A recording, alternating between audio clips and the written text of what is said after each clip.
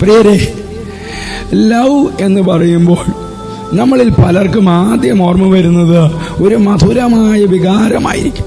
ഹൃദയത്തിൽ ഉയരുന്ന സ്നേഹഭാവം, ഒരാളുള്ള ആകർഷണം, അങ്ങേയറ്റം ചൂടുള്ള അനുഭവം. പക്ഷേ യഥാർത്ഥത്തിൽ ലവ് അതിലും അധികം ആഴമുള്ളതും ശക്തവുമാണ്. സ്നേഹമെന്നത് ഒരു താൽക്കാലിക വികാരമല്ല, അതൊരു ദൗത്യമാണ്, ഒരു ഉത്തരവാദിത്വമാണ്.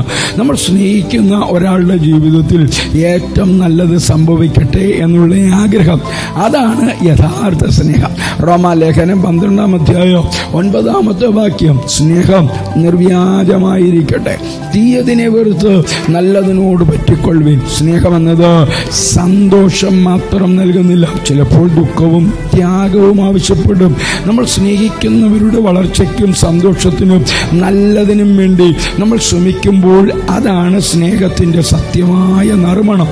സ്നേഹത്തിൽ സ്ഥിരതയും ആത്മാർത്ഥതയും അനിവാര്യമാണ്.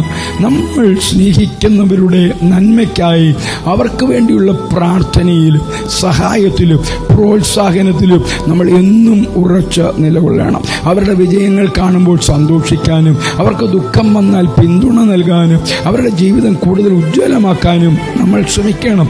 സ്നേഹമെന്നത് സ്വന്തം ആവശ്യങ്ങൾക്കോ താല്പര്യങ്ങൾക്കോ വേണ്ടി മാത്രം കാണുന്ന ഒരു വികാരമല്ല.